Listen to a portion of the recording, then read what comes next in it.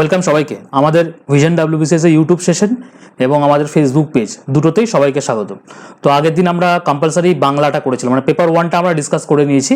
আজকে আমরা দেখব কম্পালসারি পেপার 2, মানে হচ্ছে তোমার কম্পালসারি ইংলিশটা আমরা দেখব। আমি আগের দিন বলেছিলাম যে দুটো ল্যাঙ্গুয়েজ পেপার মিলিয়ে কিন্তু আমাদের টার্গেট যেটা থাকবে 250 মার্কসের টার্গেট কিন্তু আমাদের থাকছে, ঠিক আছে? তো সেই লক্ষ্যে আমরা কিন্তু কন্টিনিউয়াস ক্লাসেস দেব এবং লেখা প্র্যাকটিস করব যাতে আমরা এটাকে অ্যাচিভ করতে পারি। তো আজকের যে বিষয়বস্তু থাকবে সেটা হচ্ছে সিলেবাস দেখব। সিলেবাস দেখার সাথে সাথে আমরা আজকে লেটার রাইটিং একটা ফরম্যাট দেখব, কীরকম লিখলে তুমি 40-এর মধ্যে ম্যাক্সিমাম নাম্বার পেতে পারো। খুব সহজ সরল ইংলিশ ভাষায় লিখতে হবে, ঠিক আছে? এমন কোনো বিশাল কিছু ভাষা, আমি আগের দিনও বলেছিলাম যে এমন কিছু তোমাকে ভোক্যাব মানে ইনফিউজ করতে হবে না যেখানে তোমার লেখা হয়তো যিনি খাতা দেখবেন তিনি বুঝতেই পারবেন না। তো সেটা দেখব। আচ্ছা, আর যেটা দেখব সেটা হচ্ছে ইংলিশ কম্পোজিশনে আজকে আমরা টাইপ দেখবো যে কীরকম ধরনের তোমরা লিখতে পারবে। The Hindu news paper use করে কীভাবে তোমরা কম্পোজিশন বানাবে, ঠিক আছে? কোন কোন পয়েন্টগুলো তুমি রাখবে। আর কম্পোজিশনে আমরা 50টা টপিক এই ভিডিওতে দেখবো। ভিডিওটা কিন্তু অনেকটা বড় হতে চলেছে। তো তোমরা যারা মেন্সের অ্যাসপিরেন্টস রয়েছো বা যারা 25-এ দিচ্ছ তারা দুজনেই কিন্তু ভালো করে দেখবে। মেনলি আমার এটার কনসার্ন থাকবে যে আমরা কিন্তু ডিটেলে ফরম্যাট শিখবো, লেখা শিখবো এবং আমরা টপিকও জানবো আজকের এই ভিডিওটার মধ্যে, ঠিক আছে? তো প্রথমে একটু সিলেবাস এবং তার রিলেটেড যে মার্কসগুলো সেটা একটু দেখে নিই। প্রথম দেখো আমাদের 5খানা টপিক থাকে। একটা হচ্ছে লেটার রাইটিং থাকে, একটা থাকে ড্রাফটিংয়ের রিপোর্ট থাকে, একটা প্রেসি থাকে, একটা কম্পোজিশন বা এসে তুমি যাই বলো না কেন, আর একটা হচ্ছে ট্রান্সলেশন থেকে, যেটা বেঙ্গলি থেকে উর্দু, হিন্দি, নেপালি, সাঁওতালি, ইংলিশ করতে হয়। মোস্ট অফ দ্য স্টুডেন্ট কিন্তু বাংলা টু ইংলিশই কিন্তু করে। বাংলা টু ইংলিশের জন্য কত মার্কস থাকে? 40 মার্কস থাকে। কম্পোজিশন বা এসের জন্য কত থাকে? তোমার 40 থাকে। প্রেসির জন্য থাকে 40। এখানে প্রেসির তোমার নাম্বারে কিন্তু দুটো ডিভাইডেশন থাকে, ঠিক আছে? একটা হচ্ছে তোমার 35 নাম্বার ধরো কন্টেন্টের জন্য থাকে, মেন তুমি যেটা প্রেসি করছো সেটার জন্য। 5 নাম্বার কিন্তু টাইটেলের জন্য থাকে, ঠিক আছে? ওখানে বলা থাকে না কিন্তু থাকে। আর লেটার রাইটিংয়ের জন্য 40 নাম্বার থাকে। আর ফরম্যাটের জন্য লেটার রাইটিং ফরম্যাট এবং পরিষ্কার পরিচ্ছন্নতা এগুলোর জন্য কিন্তু নাম্বার থাকে, ঠিক আছে? তো লেটার রাইটিং 150 ওয়ার্ডের মধ্যে তোমার লিখতে হবে। আমি আগের দিনে যেরকম বলেছিলাম যে 150 মানে হো 150ই না, 150 থেকে 190, 200 পর্যন্ত কিন্তু লেখা যেতে পারে, কিন্তু তার বেশি নয় যে 400, 350, 400 ওয়ার্ড তুমি লিখে দিয়ে আসবে, ঠিক আছে? আর ড্রাফটিং এর রিপোর্টের ক্ষেত্রে 200 ওয়ার্ডের কিন্তু তোমাকে এক্সপ্রেস করতে বলা হয়েছে। এখানেও 40 নাম্বার কিন্তু থাকে, ঠিক আছে? এই হচ্ছে আমাদের সিলেবাস এবং তার সঙ্গে মার্কস পেপার 2 এর জন্য। তো এরপর হচ্ছে তোমাদের যে আজকে আমি লেটার রাইটিংয়ে তোমাদের কি বলেছিলাম, লেটার রাইটিং ফরম্যাট করাবো। কম্পোজিশনে তোমাদের হিন্দু থেকে তোমরা কিভাবে নোটসটা বানাবে সেটা দেখাবো এবং কম্পোজিশনের আমরা কি করব, কম্পোজিশনের আমরা টপিক দেখব। তো আমাদের প্রথম যেটা রয়েছে লেটার রাইটিং ফরম্যাটটা কিরকম আছে? প্রথমে তো লেটার রাইটিং ফরম্যাট শেখার আগে তোমাকে একটা কোশ্চেন পেতে হবে। তো এখানে একটা কোশ্চেন দেওয়া রয়েছে, বলছে you are a residence of plot number এত দিয়ে দিয়েছে, ঠিক আছে? কলকাতা এত, সেক্টর D1 হ্যান ত্যান দিয়ে দিল তোমাকে। A new road to be construction near your colony, তোমার কলোনির সামনে একটা নতুন রোড কনস্ট্রাক্টেড করা হবে, তার জন্য কিন্তু হান্ড্রেডস অফ ট্রিজ সেটাকে কেটে ফেলা হবে।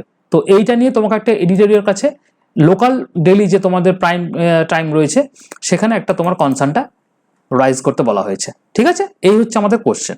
তো চলো এবার আমরা দেখি। দেখো প্রথমে ফরম্যাট যদি আমরা এনসিইআরটি গাইডলাইন দেখি তাহলে কিন্তু এই ফরম্যাটটা যথেষ্ট স্ট্যান্ডার্ড ফরম্যাট আছে। এই ফরম্যাটে তুমি প্র্যাকটিস করতে পারো।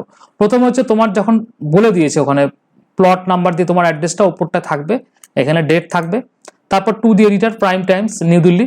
আচ্ছা, সাবজেক্ট একটা থাকবে কনসার্ন অ্যাবাউট ফেলিং ট্রিজ, মানে গাছ কেটে নেওয়া হচ্ছে তার জন্য একটা কনসার্ন করে তুমি একটা পত্র লিখছো, ঠিক আছে? রেসপেক্টেড স্যার অর ম্যাডাম, তারপরে তুমি কমা দিয়ে এইভাবে তুমি নিচের লাইনে লিখবে উইথ রেফারেন্স দ্য অ্যাবভ, মানে এই যে ওপরের যে রেফারেন্সটা সেটা নিয়ে করছে। I would like to draw attention of significance issues regarding felling of trees at LDA colony for the construction of new roads, ঠিক আছে? ইন্ট্রোডাকশনে এইটুকুনি ঠিক আছে।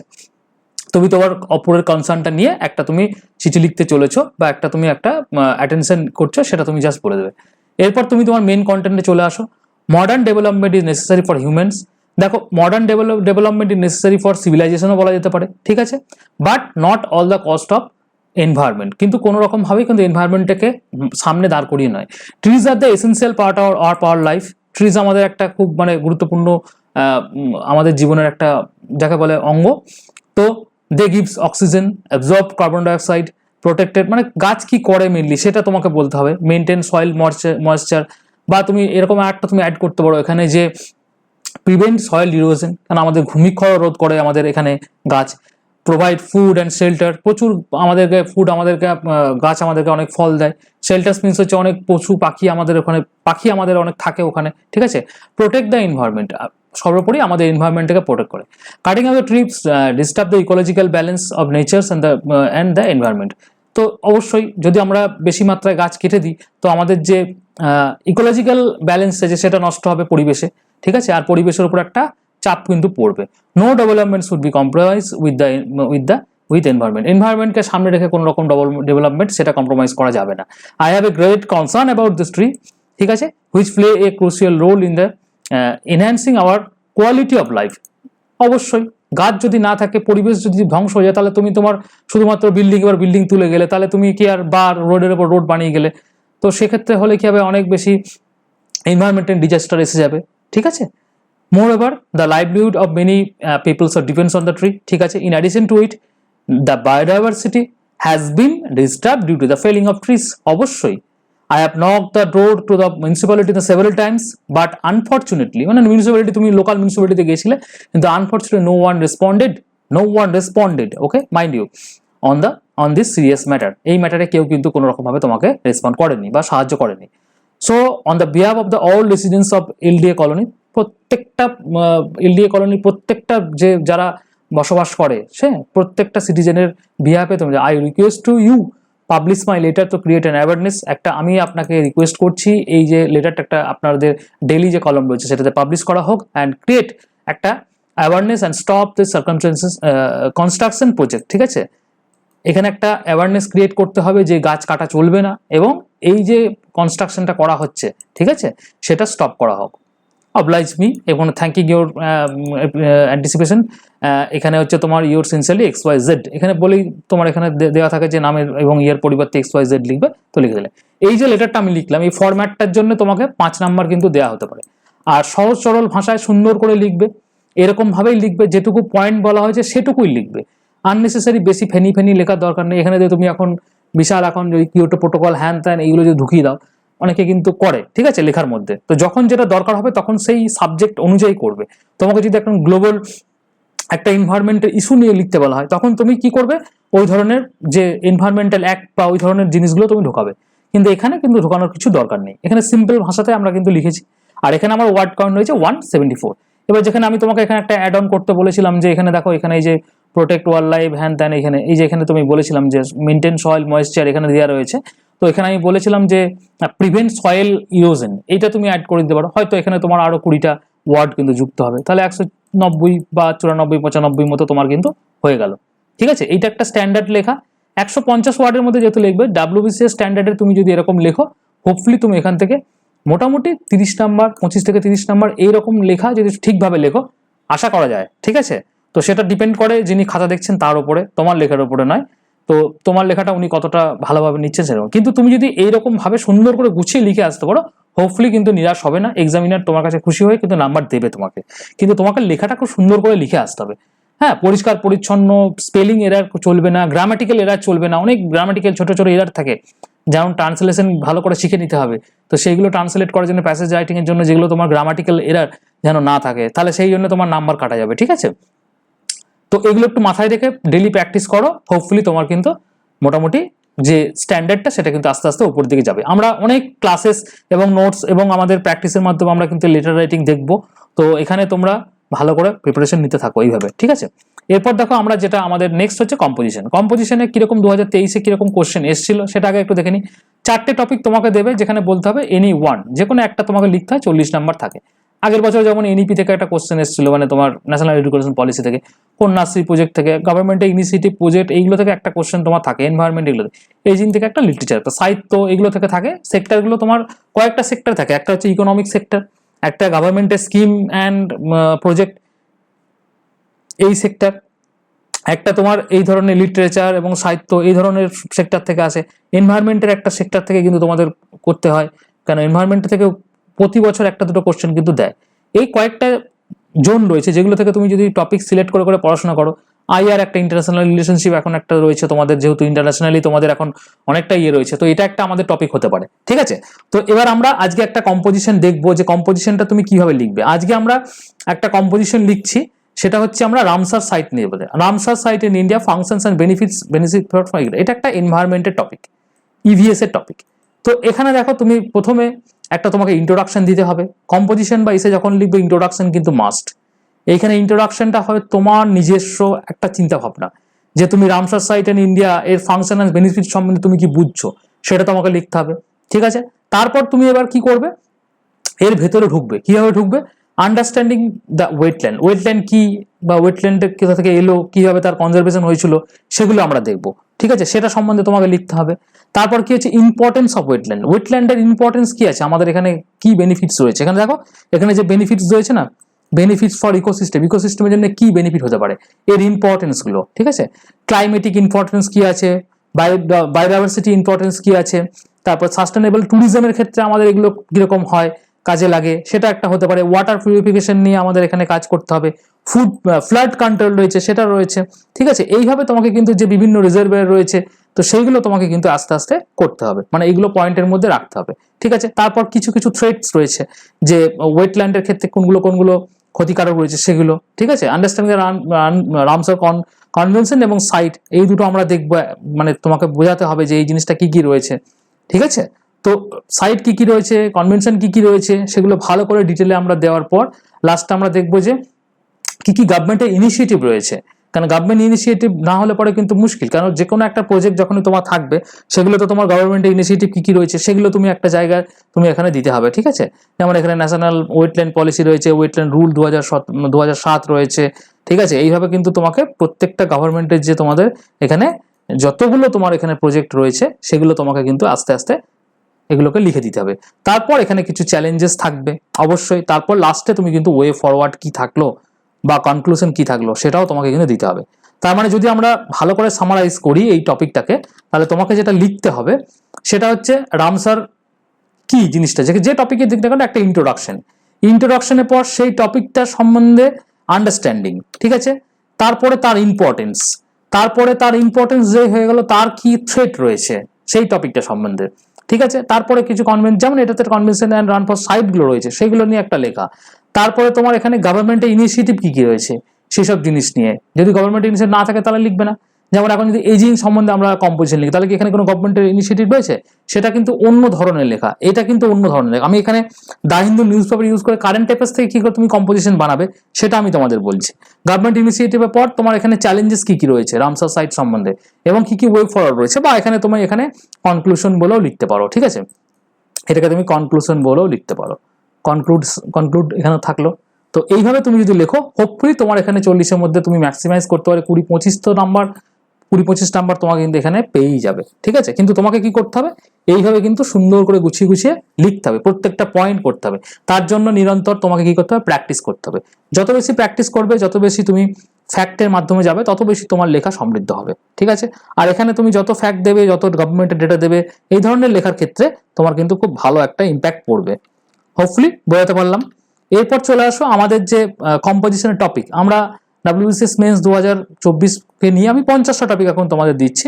তো এইগুলো তোমরা কি করবে, তোমরা এগুলো কিন্তু ভালো করে বাড়িতে প্র্যাকটিস করো, প্রতিদিন একটা দুটো করে নিয়ে কিন্তু চেষ্টা করবে, ঠিক আছে। প্রথমে যেমন ধরি আমরা অনলাইন গেমিং সম্বন্ধে একটা তোমাদের লেখা যেতে পারে, ঠিক আছে। আচ্ছা, তারপরে ইনক্রিজিং যে কম্পিটিশন অ্যান্ড এক্সপেকটেশন, সেটা ইম্প্যাক্ট অন ইউথ, বুঝতেই পারছো এখন, ঠিক আছে। ইন্ডিয়ান সিনেমা, তার যে সোসাইটিতে ইম্প্যাক্ট রয়েছে, উমেন ইন ইন্ডিয়ান পলিটিক্সে নিয়ে গেছে, need of electoral reforms in India, ঠিক আছে। Agriculture, challenges to the Indian agriculture and এই টপিকটা এটা রয়েছে, এটাও কিন্তু তোমার গভর্নমেন্ট ইনিশিয়েটিভের কি চ্যালেঞ্জেস রয়েছে এগুলো থেকে সুন্দর করে দেবে। দেখো রামসার সাইটস ইন ইন্ডিয়া, এটা আমি তোমাকে তো জাস্ট আজকে বলেই দিলাম যে লেখাটা কেমন হতে পারে, ঠিক আছে। তারপরে তোমার করাপশন নিয়ে এখানে বলেছে, ফ্রিডম অফ স্পিচ অ্যান্ড ডেমোক্রেসিতে যেটা থাকবে সেটা, ওয়ার্ক ফ্রম হোম কি এটাকে বুম করা দরকার না ব্যান করে দেওয়া দরকার, সেটা নিয়ে তোমাকে লিখতে বলা হয়েছে। 11 নম্বর তো হচ্ছে এথিক্যালস ভ্যালু। দেখো আমাদের সাহিত্য থেকে কিন্তু তোমাদের কোশ্চেন থাকবে, তো সেগুলো কিন্তু তোমাকে একটু একটু করে প্র্যাকটিস করে, এজিং থেকে যেমন কোশ্চেন এসেছিল, ঠিক আছে। এরপর হচ্ছে তোমার চ্যাট জিপিটি, এটা একটা ইম্পর্টেন্ট তোমার রয়েছে। তারপরে তোমার এখানে যেমন গ্রিন ট্যুরিজম রয়েছে, এগুলো important. Online examination pros and cons রয়েছে, এগুলো তোমাকে কিন্তু করতে হবে, ঠিক আছে। যেমন স্কিল ডেভেলপমেন্ট রয়েছে, এটা ইম্পর্টেন্ট রয়েছে। Role of media important, women safety খুব বেশি ইম্পর্টেন্ট, হ্যাঁ। হোয়াট ইজ ফ্রিডম, ফ্রিডম সম্বন্ধে তোমাকে এখানে লিখতে বলা হয়েছে। এরপর হচ্ছে তোমার এখানে যেমন এডুকেশন, একটা এডুকেশন থেকে লিখতে বলা হয়েছে। ডিফরেস্টেশন, এটা একটা ইম্পর্টেন্ট টপিক তোমাদের এখানে, ঠিক আছে, যেহেতু একটু আগে আমি যেটা তোমাদের দেখালাম। তো এই ধরনের কিন্তু নেচার বা এরকম তোমার কিন্তু কোশ্চেনগুলো থাকবে। আচ্ছা, এখানে আমি তোমাদের লেখাগুলো পড়ে পড়ে যাচ্ছি না, কেন এখানে ভিডিওটা অনেক লম্বা হয়ে যাবে। আমি পিডিএফটা তোমাদের দিয়ে দেবো, এখানে 50টা টপিক আমার রয়েছে। তো সেগুলো তোমরা ভালো করে নিয়ে তোমরা কি করবে, এগুলোকে নিয়ে পিডিএফ থেকে নিয়ে তোমরা এগুলো প্র্যাকটিস করা শুরু করে দাও আজ থেকেই। আর পিডিএফটা কোত্থেকে ডাউনলোড করবে, পিডিএফটার জন্য তোমাকে আমাদের ভিশনে অ্যাপ ডাউনলোড করতে হবে। অ্যাপের নাম হচ্ছে ভিশন কম্পিটিটিভ এক্সাম। এই যে vision competitive exam, vision competitive এক্সামে অ্যাপের লিঙ্ক আমি ভিডিও ডেসক্রিপশনে দিয়ে দিয়েছি। যারা ইউটিউব থেকে দেখছো, ইউটিউব থেকে যারা দেখছো তারা ভিডিও ডেসক্রিপশনে পেয়ে যাবে, আর যারা ফেসবুক থেকে দেখছো ভিডিও টাইটেলের ঠিক ওপরে পেয়ে যাবে তোমরা অ্যাপের লিঙ্কটা, ঠিক আছে, অ্যাপ লিঙ্কটা ওখান থেকে ডাউনলোড করে নাও। ডাউনলোড করার পর দেখো এখানে ফ্রি ইবুক বলে একটা সেকশন পাবে, ঠিক আছে, এখানে আসবে। এখানে আসার পর vision WBCS all free PDF বলে একটা অপশন পাবে। ওইখানে গিয়ে দেখবে ডাব্লিউবিসিএস 2024 মেন্স বলে একটা অপশন পাবে। ওইখানে তোমরা চলে যাও, ওখানে আমি পিডিএফটা ড্রপ করে দিয়েছি, ওখান থেকে তোমরা ডাউনলোড করে নাও, ঠিক আছে। আর একটা বিষয় যেটা হচ্ছে আমাদের ভিশনের তরফ থেকে ডাব্লিউবিসিএস 2024 মেন্সকে লক্ষ্য করা টেস্ট সিরিজ কাম রিভিশন একটা ব্যাচ শুরু করা হয়েছে, যেখানে আমরা 60টা মক টেস্ট, মানে প্রত্যেক পেপারে পেপার 1 to 6, পেপার 1 to 6 আমরা প্রত্যেক পেপারে 10টা করে মক টেস্ট দেখবো, ফুল মক দেখবো। আর জেনারেল স্টাডিজে আমরা 20,000 কোশ্চেন প্র্যাকটিস করবো, ম্যাথ রিজনিংয়ে আমরা 5,000 কোশ্চেন প্র্যাকটিস করবো। সাথে আমি তোমাদের এখানে কিছু ইনক্লুডিং যেটা রেখেছি সেটা হচ্ছে তোমার কিছু ইম্পর্টেন্ট নোটস, যেমন ধরো এখানে পেপার 5-এ যে তোমার সুপ্রিম কোর্টে যে জাজমেন্টালগুলো কোর্ট কেসগুলো রয়েছে ওটার নোট তুমি পাবে। পেপার 4-এ তোমার এখানে ইভিএস এর নোটস পাবে, ঠিক আছে। এই ধরনের তোমার স্ট্র্যাটেজিকের নোট, এগুলো যেগুলো একটু মার্কেটে খুব একটা নেই। ইকোনমিক্সের নোটগুলো পাবে, যখন তোমাদের পরীক্ষা কাছাকাছি আসবে ইকোনমিক্স থেকে প্রচুর কোশ্চেন আমাদের মেন্সে পেপার 5-এ দেয়। তো ইকোনমিকের সার্ভে, বাজেট, ঠিক আছে, তারপরে ইকোনমিক্সের যে বিভিন্ন কে কি ইকোনমিক্স তোমাদের এখানে মেজার করলো, কত পার্সেন্ট জিডিপি গ্রোথ কত আছে, ঠিক আছে, এই ধরনের তোমাদের একটু হাটকে টাইপের নোটগুলো আমরা এখানে দিয়ে দেবো তোমাদের, যেগুলো তোমাদের প্রিপারেশনটা আরো ভালো করে হবে, ঠিক আছে। তো মেন্সের জন্য যারা যারা ইচ্ছুক এই ব্যাচে অ্যাডমিশন নিতে, আমাকে এই নাম্বার 9333111815, যারা খুব বেশি সিরিয়াস এবং ইচ্ছুক তারাই আমাকে মেসেজ করবে। কারণ এখনো পর্যন্ত আমার কাছে প্রচুর স্টুডেন্ট যারা আমাকে অলরেডি মেন্সে ব্যাচে ভর্তি হয়ে গিয়ে টেলিগ্রাম নাম্বার শেয়ার করে দিয়েছে। আর হ্যাঁ, একটা টেলিগ্রাম নাম্বার আমরা ক্রিয়েট করেছি, যেগুলোতে আমরা যে এই টপিকগুলো আমি যে তোমাদেরকে দেখলাম আজকে, এগুলো আমরা এক এক করে আমরা টেলিগ্রাম গ্রুপের মধ্যে যারা আমাদের পেড কোর্সটা নেবে তাদেরকে অবভিয়াসলি একটা প্রাইভেট টেলিগ্রাম গ্রুপে ক্রিয়েট করে তোমাদেরকে ওখানে আমরা অ্যাড করব। সেখানে আমরা এই কম্পালসারি পেপারটা, ল্যাঙ্গুয়েজ পেপারটা দুটোই, বাংলা ইংলিশ দুটোই, আর দা হিন্দু কারেন্ট অ্যাফেয়ার্সটা আমরা কিন্তু জুলাই মাস থেকে দেখবো। সুতরাং এটা একটা খুব ভালো ইম্প্যাক্টফুল কোর্স তোমাদের জন্য যারা মেন্সের প্রস্তুতি নিচ্ছ। যদি তোমাদের মনে হয় আমাকে এই নাম্বারে মেসেজ করবে, দিয়ে বলবে দাদা তোমাদের মেন্সের টেক্সট সিরিজটা জয়েন করবো, আমাকে কোর্স কারিকুলাম পিডিএফটা পাঠাও।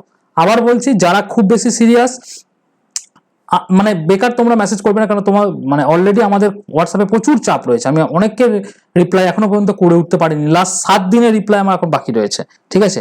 তো তোমরা কিন্তু আমাকে করবে মেসেজ, যারা যারা করতে চাও করবে। আমি তোমাকে কি করব, ডিটেল পিডিএফটা দিয়ে দেবো, জুলাই আগেই তুমি পেয়ে যাবে। তো ডিটেল পিডিএফটা নেওয়ার পর তুমি ওখান থেকে কোর্সটা পারচেস করে নিয়ে আমাদের সঙ্গে যুক্ত হয়ে প্র্যাকটিস শুরু করে দিতে পারো, ঠিক আছে। ওখানে মক শিডিউল, কবে কি মক হবে সেটাও দেওয়া থাকবে। আর হচ্ছে আমাদের টেলিগ্রাম গ্রুপটা তো খুব ভালো করে আমি ল্যাঙ্গুয়েজ পেপারটা তোমাদের জন্য রেডি করাবো এখানে তোমাদের এইগুলো। তো আর যারা যারা পিডিএফটা নেওয়ার তারা আমাদের অ্যাপ থেকে পিডিএফটা নিয়ে নাও, নিয়ে নেওয়ার পর হচ্ছে তোমরা নিজের প্র্যাকটিসটা করো। আজকে আমাদের কি করলাম, আজকে আমরা করলাম পেপার 2টা করলাম। এরপর দিয়ে আমি পেপার 3 তোমাদের Indian geography, Indian politics, strategy plus 120 plus marks আমাদের যেন আসে, সেই অনুযায়ী আমি তোমাদেরকে একটা স্ট্র্যাটেজি শেয়ার করব। মোস্ট এক্সপেক্টেড টপিক যেগুলো তোমরা পরীক্ষার আগে ছেড়ে যেতে না যায়, সেই টপিকগুলো ডিটেলে আলোচনা করব, যেগুলো তোমরা ভালো করে ওইগুলোকে গ্রো থ্রু করলে পেন্সে যেন ভালো মার্কস পাও, সেটা দেখবো। পেপার 3, 4, 5, 6 সবকটাই আমাদের এই স্ট্র্যাটেজি কিন্তু ভিডিও আসবে, ঠিক আছে। আমরা জাস্ট পেপার 1 আর 2টা আজকে কমপ্লিট করলাম, নেক্সট দিন আমাদের পেপার 3, 4, 5, 6 পরপর কিন্তু আমাদের ভিশনের চ্যানেলে আসবে। আর একটা যেটা আসবে তোমাদের জন্য, অর্ঘ স্যার নেক্সট উইক থেকে, মানে এই শুক্রবার আর সোমবার, তোমাদের ফ্রাইডে এবং হচ্ছে মানডে, এই দুটো দিন আমাদের ভিশন ডাব্লিউবিসিএস চ্যানেলে সকাল 9টা থেকে 10টার মধ্যে পেপার 3 কিন্তু ইন্ডিয়ান জিওগ্রাফি পার্টটার most expected high level MCQ আমাদের ডিসকাশন ক্লাস শুরু হচ্ছে বা প্র্যাকটিস ক্লাস শুরু হচ্ছে, সেটা কিন্তু মাস্ট অ্যাটেন্ড করবে। হোপফুলি স্যার তোমাদের জন্য যে চেঞ্জিং প্যাটার্নের যে তোমাদের যে হাই লেভেল এমসিকিউ গুলো আসছে সেগুলো নিয়ে আমাদের ওখানে কিন্তু ডিটেলে আলোচনা হবে। মানে একটা 20টা এমসিকিউর জন্য কমপক্ষে 40 থেকে 50 মিনিট আমাদের ক্লাস কিন্তু হবে ওটা, ঠিক আছে। তো সেই ক্লাসগুলো তোমরা জয়েন করো, হোপফুলি তোমাদের কিন্তু প্রিপারেশন খুব ভালো যাবে। তো আজকের ভিডিও এই পর্যন্ত রইলো। তোমাদের পেপার 2 নেক্সট, তোমাদের খুব তাড়াতাড়ি আমি তোমাদের জন্য পেপার 3টা নিয়ে আসছি, যেখানে তোমাদের কিন্তু আমি স্ট্র্যাটেজি, টপিক, কিভাবে মার্কস তুলবে, প্রিভিয়াস ইয়ারে কিরকম ভাবে কোশ্চেন এসেছিল, কোন কোন টপিক থেকে সর্বাধিক কোশ্চেন এসেছিল, সেগুলো আমরা আলোচনা করব। ঠিক আছে, টিল দেন, থ্যাংক ইউ।